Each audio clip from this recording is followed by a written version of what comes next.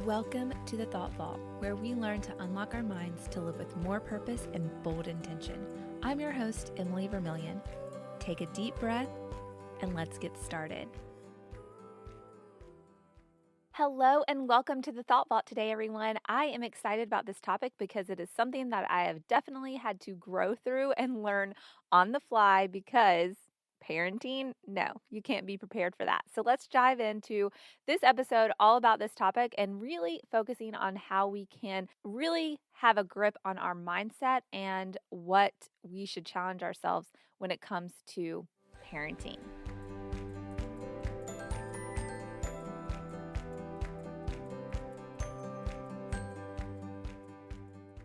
So, there is nothing that we can do to fully prepare ourselves for parenthood. We can have ideals and thoughts and daydream about what it would look like, but we can't predict what we will walk through once that baby is part of your life. This isn't going to be an episode about how to parent, but rather cultivating a healthy mindset about it. Parenting, in my opinion, is one of, if not the most important responsibilities for the kingdom of Christ. The miracle of life is something that cannot be missed. The sheer feat of a baby making it through birth is a miraculous blessing. And life is so very fragile, and you become hyper aware of that once you're a parent. No matter how your kids come to you, we all can understand and have a grasp on the sheer miracle it is for a baby to come to life and be born. It's amazing. God formed us all in the womb, and we were made right then into image bearers of Christ. All of us. We all have a very distinct purpose for the world. From the time I can remember, hearing that phrase, image bearer, has been something I've known about as who we are as people. We are image bearers of Christ. But that never rang more true to me than when I held my own children. You know, seeing their faces, I understood in that moment the gravity of what I was holding, an image bearer of Christ. What a picture that is to behold. And becoming a parent has challenged me in so many ways. We all enter adulthood with a variety of wounds from our childhood. For some of us, the wounds might be minor, like a parent's voice that was raised too loudly, or a glance or a comment that made us feel insignificant or less than. These we can often recognize and learn how to move past and heal from them. But on the other hand, some wounds may be deeply traumatic, maybe even hard to face or try to think about again. And these often require much more time and possibly professional help and extended healing to recover from. But regardless of the wounds, the desire for us to work toward healing those wounds and not instilling those same wounds on our own children is an honorable and necessary process. When it came to having children of my own, I walked in a lot of fear. Fear of not being capable rang the loudest. And I wanted to be a great mom. And I knew that my anxiety and OCD would be something I would have to face and probably face it full on because I could imagine, and that's part of my issue, or that's part of my walk with OCD and anxiety. I can vividly, not daydream, but visualize things that could happen. And side note, I always had this weird inclination that I'd be a really great actor because I can literally put myself in the shoes of so many different personas and situations. I could easily bring tears to my own eyes just imagining walking through a certain circumstance. And so for me, that was very real when I would think about having a child and even going through school and like seeing friends go through traumatic events and situations that have happened to see like, oh my gosh, how would I deal with that if I was their parent? And so fear rang very true, and mainly because I wanted to be fully capable to handle I knew that having children would both invite an extreme amount of love and joy and fulfillment, but it would also introduce the possibility of great grief and sadness and pain. Because when you have a strong emotion of love and joy and all of that, you're inevitably going to experience the other side of that. And so thinking of all of that really kept me frozen in fear. And so when thinking about parenting, it is both a blessing and a huge call to action. I don't want to coin the other side of that with it's a blessing and a burden, because burden does not represent the accuracy of what parenting is or calls us to become. God is good, and He created life to be good. And we choose how we live our lives. And when being a parent is part of that story, we get to make choices about that too. And that's really what I want to dig into today. Knowing that I am caring for an image bearer of Christ, I know that I have to take up the responsibility to shape my child and to know the truth of their purpose. In the last episode of the Thought Vault, the title of Why You May Be Stuck and Complacent, in that episode, go back and check it out. I implore us all to keep our actual purpose at the forefront of all we do. And that purpose can be found in Mark 12, verse 28. We are first called to love God with all our mind, body, and soul. Second, we are called to love our neighbors as ourselves. And this is the guide for how to love and care for our children. It's the same thing. Apply it to all areas. By loving Christ first with all our mind, body, and soul, we are exemplifying what it is to know God and love Him. The second purpose is to love our children as we love ourselves. And this is the important note. This is what I want us to kind of come away with, maybe a better depiction of this, because it starts with us. How can we love someone else when we're not loving ourselves well? We can't love our children well if we're not putting ourselves in the equation. Insert that mind blown emoji. This is important to recognize because it goes back to what I referred to in the beginning of this episode. In order to show up well for our kids, we have to repair the areas of ourselves that are hard, those wounds, whether they're minor or they're major. For myself, I've had to find how important it is to know that Christ is giving me the strength and ability to overcome my own innate tendencies, i.e., my quickness to anger. That's a wound from my childhood, because in my household, you could talk about how you felt, no holds bar. If you felt like yelling because you were upset, you could yell, and the loudest person in the room got heard. So I'm quick to my emotions, and that includes negative ones like anger. I've had to understand that my deficiencies can draw me closer to Him, to Christ, and to help me grow as a person. And that's very vital when you become a parent, because everything that's been hard for you, and this isn't a dig on parenting, but it becomes very exemplified and clear when you have children, because you are enacting what God does for you every day by putting Himself aside for you, sacrificing Himself to love and care for you beyond all the things that you do. And that is what you do as a parent.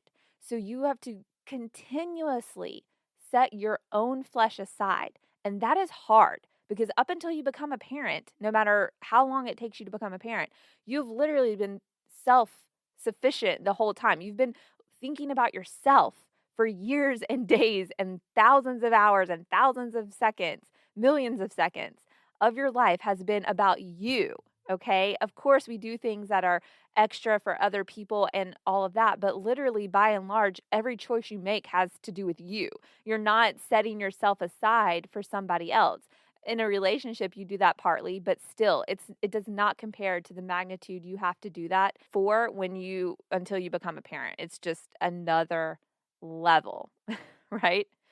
So this is the approach I have had to have, is understanding like my deficiencies can draw me closer to God, and I have to work on them, especially on the days that I'm responding to my flesh, right?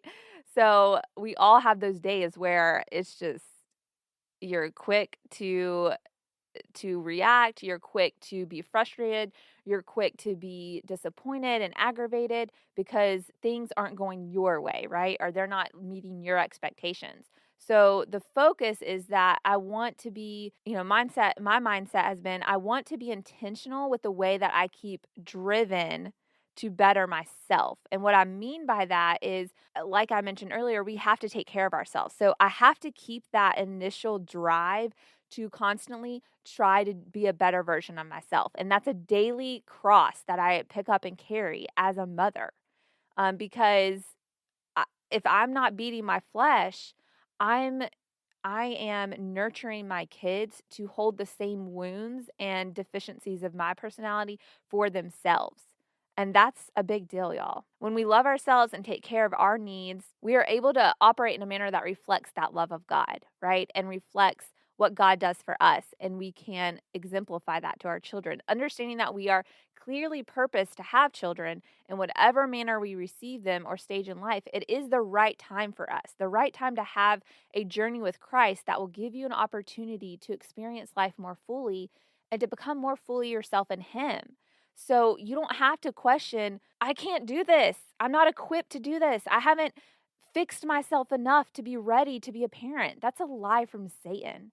Because, like I said earlier, life is fragile. And if you've been given the opportunity to care for life, to raise children, the time is now. You got to go. You got to press go and be driven to focus on the things you need to as an individual so that you can serve from a place of love and mercy and grace as the Lord serves us each day. We are giving and embodying that to our children. It's so easy to overcomplicate things. When we are mindful about the way we approach our parenting, we're able to stay present and more engaged in our day-to-day life and engaged in the mindset that we want to have. You know, it we can overcomplicate it from the environment of our homes, the type of home we have, to the activities that we engage our children in, to the things that we give them. And the truth is that they just need to know us and to know that we love them. You hear that often, like, your kid doesn't need anything but your love. And as simple as that sounds, it is literally the truth. When we keep our parenting intentional and that we are present with our children, we are doing the heart work that is so required to have the potential to know God. We help them, we help our children treasure what's important in life by showing them what they are. And that's the key purpose for us being their parent, to nurture their heart, to treasure the things of life that truly matter. We aren't going to be perfect. And just like we have wounds from our childhood, they will too. Mark my words, there's going to be things you do that scar them. But by working on what we know we need to heal and fix and develop, we're putting our heart and actions intentionally in a place that gives us a mindset to help shape our children to interact in their own lives with more Christ like character. And that is the ultimate goal, to help position our children's hearts to be receptive toward Christ by seeing the love that He gives through our time together with them, and to help build a strong character in them to respond well to what circumstances they face. We may think we have all the time in the world with them, but honestly, the time that it takes for a child's character to develop is almost done by the age of 7. Sure, things are going to shape your children and you're going to shape your children after the age of 7, but some of those key developmental character traits, I'm talking about who they are in their heart, is almost fully developed by the age of 7. That is wild, guys. And as a mom of 2 toddlers right now, toddlerhood is hard. Hard. I'm not saying it in a fear, like, I don't want to incite fear on you, but it is challenging because they yet don't understand so much about the way the world works. And so consequence and all of that has to be so finitely nurtured. And it's very taxing. It's very taxing on parents because they're unpredictable. That's just it in a nutshell. A toddler, a great description of them is unpredictable. And it just shows the nature of flesh and shows the nature of the heart and why it's so important that from the time they're born, we have this mindset of intentionality. Like, we are going to be intentional with raising our kids and doing the work we need to on ourselves to reflect that to our kids so that they can learn from us and not basically inherit our deficiencies. And to go a little bit further, we must walk humbly. We must admit our own fault and show our children how to put forth the effort to change and learn from our experiences. I'm very quick to apologize. Very quick to apologize. And I learned that from my parents. My parents don't hold grudges. If something is done incorrectly or there needs to be an apology is given. And so when I mess up, I am quick to apologize. So I want to instill that in my kids. Know when to say you're sorry, and they need to understand that I don't have this, self-righteous attitude that I'm perfect, because you trying to portray that to your kids is going to set them up for failure. You know why? No one can live up to perfection. And if you're trying to live by that model, they're going to try to live by that model. They're going to be sorely disappointed in you, and they're going to be sorely disappointed in themselves, because children are intuitive and they know when you mess up. And if you can't apologize for that, they're going to grow up to be that same way. You don't want to raise a bunch of narcissists, just saying. So, as a parent, the bigger picture of our children's life should be a focus of ours too. I constantly am asking myself how I teach them now will set them up for their future. If the natural order of things happens, God willing, you know, I will depart from this earth before my children do. And what we pass down to them is what we leave behind. Our legacy is God's legacy. And that's the bird's eye view I try to keep in my line of sight when it comes to raising my children. My legacy is God's legacy, and my legacy is what's left behind in my children. Am I living a godlike legacy in my children's heart? Am I? That's a question I ask myself. It can at times cause me to hyperventilate when I think about that, because if I'm honest, that is like a lot, right? But then I go back to our true purpose here. And it's simple, remember? Love God with all our mind, body, and soul, and love our neighbors as ourselves. If we are doing that wholeheartedly, you're exemplifying to your children Christ. And that's our ultimate purpose here. You can think of all the different directions, all the devotionals you could teach them, all the different activities to do, all the different ways to show, and all the, make it very complicated. Be very scared to even talk, because you're like, what if I say something and blah, blah, blah. No, you operate from a heart place. Is my heart set on the Lord? And am I loving my children as I love myself? And am I loving myself well? You have to you have to go that extra mile and ask that third question. Am I loving myself well? And what that means is, am I growing my relationship with Christ? Am I leaning on Christ for choices and decision making in my home? Am I exemplifying God's nature? Am I doing that? Because that is loving myself well. And if I'm not doing that, I need to work on that so that I can love my children as myself. Very important to think about there. Very important. In a nutshell, it's my opinion that we have a mighty, truly holy calling on our lives that is simple to implement when we get down to what actually matters. And this requires us to stay present, like we talked about, and intentional with the overarching call to action that we have to our kids. When we are purposeful about creating a home and an example of God's love, we gain so much clarity on what has a place in our life, what doesn't have a place, and what wounds in ourselves that we must take time to work on. It's important that we apply that test of what is our highest calling to our children. And that should be a question you ask when it comes to committing your children to certain activities, your family, what you're doing day to day. Are you connecting with your children? Are you not? Parenting is a relationship. We aren't Moses giving a list of commandments to our kids and setting our kids loose in the promised land and walking away. Okay, gave you the rules, have at it. No, we are walking hand in hand with our children as the Holy Spirit walks with us.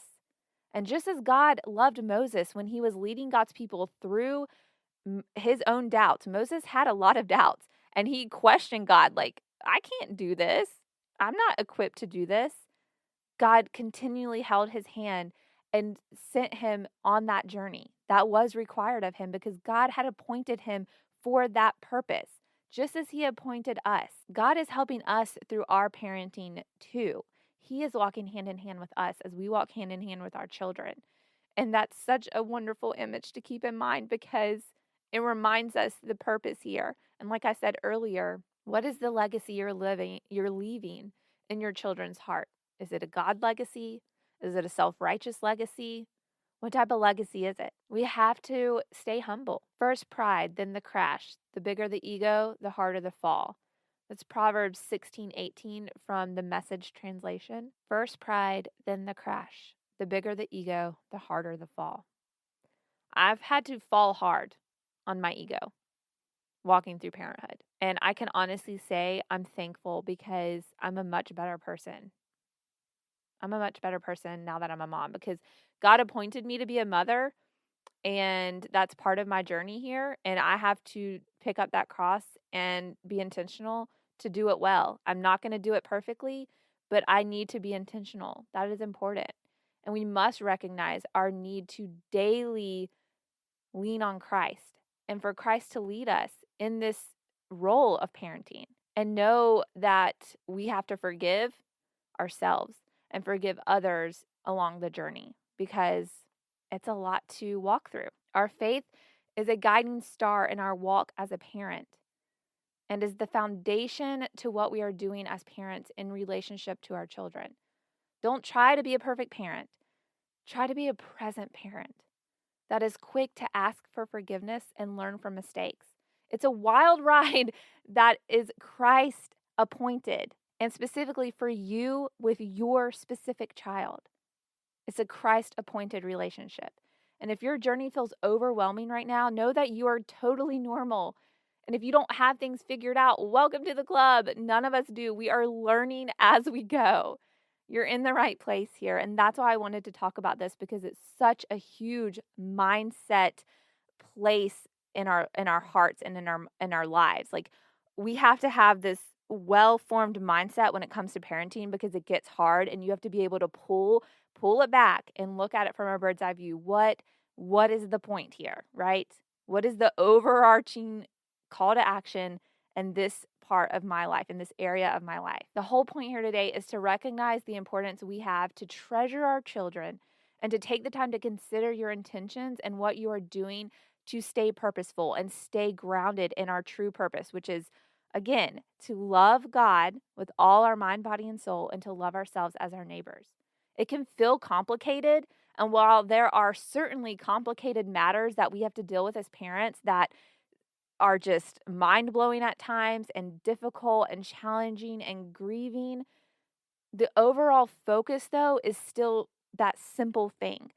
Even in the midst of hardship, what is the focus here? What has to be the ultimate goal? Exemplify Christ to your children. Help them understand what to treasure in their own heart. Parenting is a beautiful, wonderful, messy, enjoyable ride, and it's one that I know is going to grow your relationship with Christ deeper and wider if we allow it to. If we allow it to, it's easy to not invite God into this place, but that is a grave mistake. And there's some seasons where it's going to be harder to, because you're going to want to white knuckle it and figure it out and control the scenarios, but you can't. And that's the beauty of being a believer, because we don't have to carry all of that alone. And we have someone holding one of our hands, as we hold our child's hand in the other. I would love to keep this conversation going. So please share this podcast, tag me, let me know your thoughts, send me a private message on Facebook or Instagram. You can find the link to those profiles in the show notes. Just look me up, Emily Vermillion. You'll find me. And if you haven't already, please join the Insiders group on Facebook. This is a private Facebook group for our community. And you can go find that by going to boldpearls.com/insiders, or click the link in the show notes, because I am going to definitely be continuing this conversation in that group. And I would love to hear from you. The best thing we can do, all ships rise together. Is that how it goes? What is that?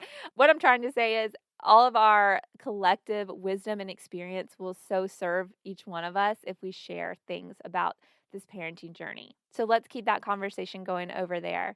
Also, I wanted to just give you a quick reminder about that ebook I created for you all called The Quick Start Guide for Living a Better, Bolder Life. As a certified life coach, I've condensed my personal tools into this guide for you surrounding mental, physical, and spiritual health. It's basically just a jump start for getting your mindset working in a more effective way in those three areas.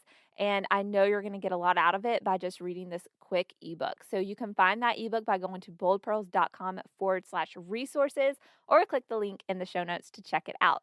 Until next time, do not be conformed to this world, but be transformed by the renewing of your mind, Romans 12:2.